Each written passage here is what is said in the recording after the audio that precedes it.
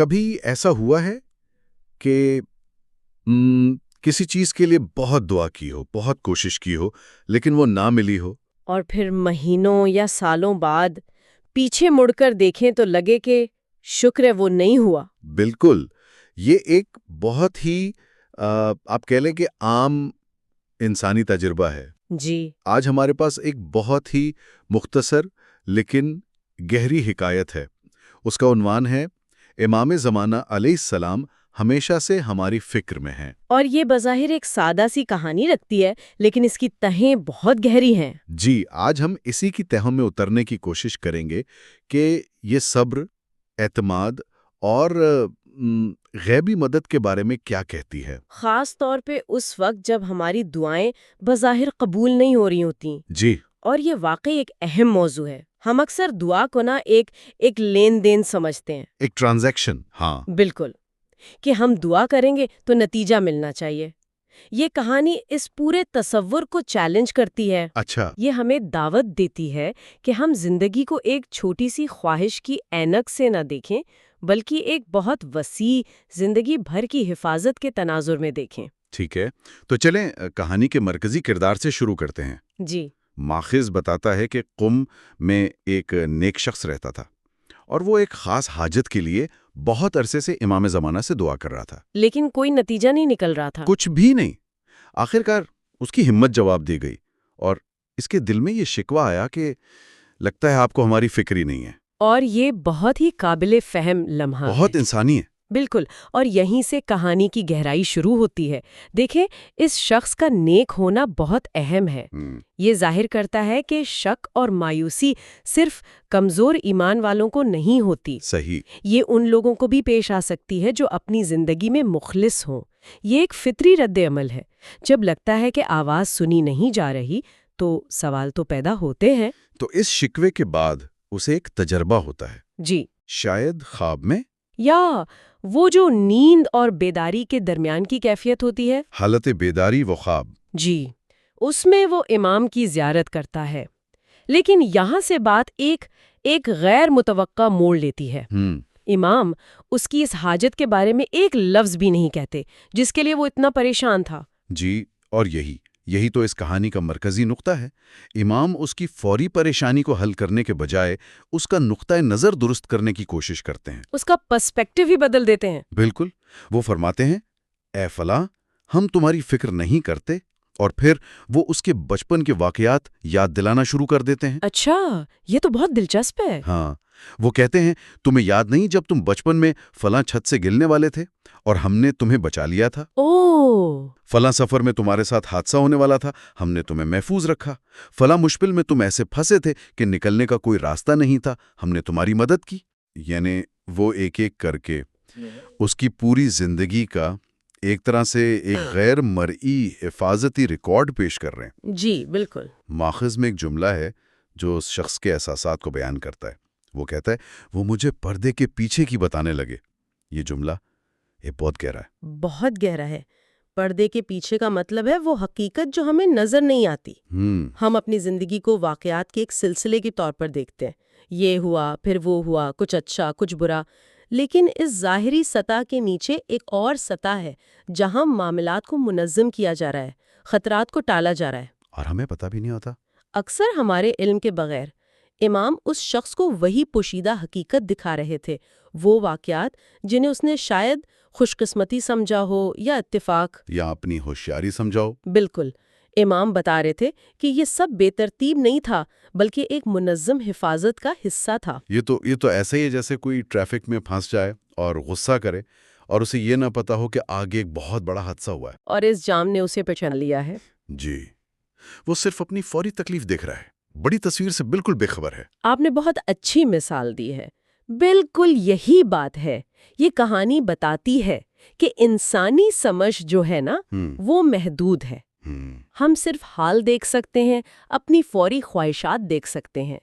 ہم نہیں جانتے کہ جس چیز کے لیے ہم رو رہے ہیں اگر وہ مل جائے تو اس کا انجام کیا ہوگا۔ صحیح۔ اور جس چیز کے نہ ملنے پر ہم شکوہ کر رہے ہیں شاید اسی میں ہماری بقا ہو۔ پردے کے پیچھے کا علم اسی بڑی تصویر کا علم ہے۔ اچھا، یہاں ایک سوال ذہن میں آتا ہے۔ ایک اسکیپٹک، ایک شکی مزاج شخص یہ کہہ سکتا ہے کہ بھئی یہ سب محض اتفاقات تھے۔ یہ بہت اہم سوال ہے۔ وہ چھت سے گرنے ہی والا تھا کہ پاؤں کہیں اٹک گیا، حادثہ ہوتے ہوتے رہ گیا۔ ہم انہیں غیبی مدد کیوں کہیں، اتفاق کیوں نہ کہیں؟ دیکھیں، کہانی میں جو فرق ہے نا، وہ واقعے کا نہیں ہے، تعبیر کا ہے۔ اچھا۔ وہ شخص اپنی زندگی کے ان واقعات کو پہلے سے جانتا تھا، لیکن اس نے انہیں الگ تھلگ واقعات کے طور پر دیکھا تھا۔ بے ترتیب؟ جی۔ تبدیلی تب آئی جب ایک معتبر ہستی یعنی امام نے ان تمام نقطوں کو جوڑ کر ایک تصویر بنا دی اور کہا یہ اتفاق نہیں تھا، یہ ہماری فکر کا نتیجہ تھا۔ تو یہ یقین اور نقطہ نظر کی بات ہے؟ بالکل۔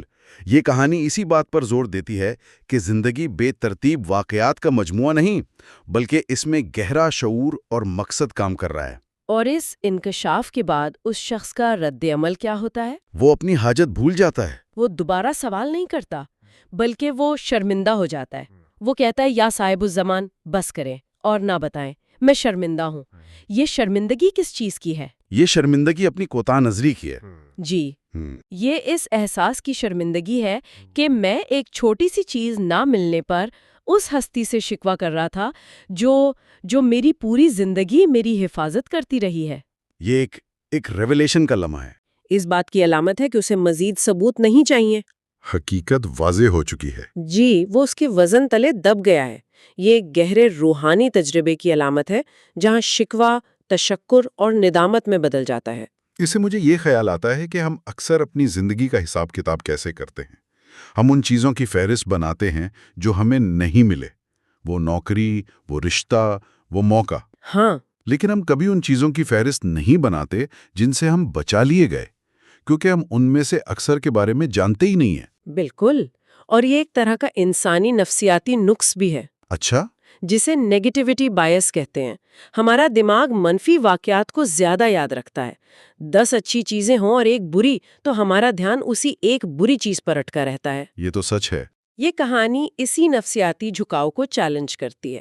یہ کہتی ہے کہ اپنی توجہ ان چیزوں سے ہٹاؤ جو نہیں ملیں گی، اور ان گنت خطرات پر غور کرو جن سے تمہیں بچا لیا گیا، اکثر تمہارے علم کے بغیر۔ یہ تو نقطۂ نظر کی ایک انقلابی تبدیلی ہے۔ جی۔ تو کہانی کا اختتام اس شخص کی مکمل تبدیلی پر ہوتا ہے، وہ جو شکوہ کر رہا تھا کہ آپ کو ہماری فکر نہیں، اب وہ اقرار کر رہا ہے۔ وہ کہتا ہے آپ تو ہمیشہ سے ہماری فکر میں ہیں، ہمیشہ دائم ہماری فکر میں ہیں۔ اور یہ ایک مطالبے پر مبنی رشتے سے اعتماد پر مبنی رشتے کی طرف ایک سفر ہے۔ اور یہاں فکر کا تصور بھی بہت وسیع ہے۔ جی، یہ صرف خواہشات پوری کرنے والی فکر نہیں ہے، یہ ایک محافظ، ایک گارڈین کی فکر ہے۔ صحیح۔ دیکھیں، امام نے یہ نہیں کہا کہ اچھا تم اتنا رو رہے ہو تو لو تمہاری یہ حاجت بھی پوری کر دیتے۔ نہیں، انہوں نے اس کی توجہ ہی بدل دی۔ بالکل۔ انہوں نے اسے دکھایا کہ اصل تحفہ اس کی ایک حاجت کا پورا ہونا نہیں، بلکہ اس کی پوری زندگی کا محفوظ رہنا ہے۔ تو اس سے یہ سبق ملتا ہے کہ غیبی مدد کا اصل مقصد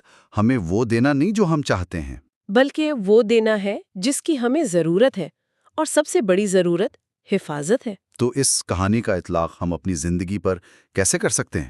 مطلب یہ ہمیں کیا سوچنے پر مجبور کرتی ہے؟ یہ ہمیں اپنی زندگی کی کہانی کو دوبارہ پڑھنے کی دعوت دیتی ہے۔ اچھا۔ ہم سب اپنی زندگی کے واقعات کو ایک خاص ترتیب سے یاد رکھتے ہیں۔ یہ کہانی کہتی ہے کہ اس ترتیب کو ایک نئے زاویے سے دیکھو، ان لمحات پر غور کرو جہاں تم بال بال بچے۔ وہ مواقع جب ایک دروازہ بند ہوا اور بعد میں پتہ چلا کہ وہ راستہ تو تباہی کی طرف جا رہا تھا۔ جی، وہ بیماریاں جن سے معجزاتی طور پر شفا ملی، کیا یہ سب محض اتفاق تھا یا اس میں بھی کوئی پردے کے پیچھے کی کارسازی تھی؟ یہ صبر کے تصور کو بھی ایک نیا معنی دیتا ہے۔ جی، بہت اہم نقطہ ہے۔ عام طور پر صبر کا مطلب صرف انتظار کرنا سمجھا جاتا ہے، لیکن اس کہانی کی روشنی میں صبر کا مطلب شاید یہ ہے کہ اس اعتماد کے ساتھ انتظار کیا جائے کہ اگر کوئی چیز نہیں ہو رہی تو اس کی کوئی بہتر وجہ ہے، جسے ہم فی الحال سمجھنے سے قاصر ہیں۔ یہ پیسو ویٹنگ نہیں، ایکٹیو پیشنس ہے۔ فعال صبر۔ جی، یہ اس یقین پر مبنی ہے کہ خاموشی کا مطلب نظر انداز کیا جانا نہیں ہے۔ ہو سکتا ہے خاموشی کے دوران ہی سب سے زیادہ کام ہو رہا ہو، پردے کے پیچھے۔ یعنی جسے ہم نامنظور شدہ دعا سمجھتے ہیں، وہ دراصل ایک ایک منظور شدہ حفاظت ہو سکتی ہے؟ بالکل، یہ ایک بہت بڑی ذہنی تبدیلی ہے جو انسان کو بے چینی اور مایوسی سے نکال کر سکون اور اعتماد کی طرف لے جاتی ہے۔ تو اگر ہم اس ساری گفتگو کو سمیٹیں تو اس چھوٹی سی حکایت سے جو بڑے نکات نکلتے ہیں وہ یہ ہیں: پہلا، غیبی مدد ہماری خواہشات پوری کرنے سے زیادہ ہماری حفاظت پر مرکوز ہو سکتی ہے۔ جی۔ دوسرا، ہماری زندگی میں بہت کچھ پردے کے پیچھے ہوتا ہے جسے ہم اپنی محدود نظر سے نہیں دیکھ پاتے۔ بالکل۔ اور تیسرا، ایمان کا اصل امتحان شکوے سے گزر کر اس گہرے اعتماد تک پہنچنا ہے کہ ہماری فکر کی جا رہی ہے، ہمیشہ۔ بالکل، یہ کہانی ہمیں ایک محدود مطالباتی ذہنیت سے نکال کر ایک وسیع شکر گزار ذہنیت کی طرف لاتی ہے۔ یہ واقعی نقطہ نظر کی تبدیلی ہے۔ ایک چھوٹی سی حاجت پوری نہ ہونے پر پوری زندگی کی حفاظت کو بھول جانا انسانی فطرت ہے۔ لیکن یہ کہانی یاد دلاتی ہے کہ تصویر اس سے کہیں بڑی ہے۔ کہانی تو اس شخص کے سمجھ جانے پر ختم ہو جاتی ہے، لیکن یہ ہم سب کے لیے ایک سوال چھوڑ جاتی ہے۔ اچھا۔ ہم سب اپنی زندگی کی کہانی کے مصنف بھی ہیں اور قاری بھی۔ اگر ہم آج بیٹھ کر اپنی زندگی کی کتاب کو دوبارہ پڑھیں، لیکن اس بار ان ابواب پر توجہ دیں جن کا عنوان ہے عجیب اتفاقات، بال بال بچنا، یا ایک دروازہ بند ہوا تو دوسرا کھل گیا۔ جی، اگر ہم ان واقعات کو بے ترتیب نہ سمجھیں بلکہ ایک پوشیدہ مصنف کی طرف سے لکھے گئے حفاظتی نوٹ سمجھیں، تو ہماری اپنی کہانی ہمیں کیسی نظر آئے گی؟ پردے کے پیچھے کون سی محبت بھری داستان چل رہی ہے جس سے ہم آج تک بے خبر تھے؟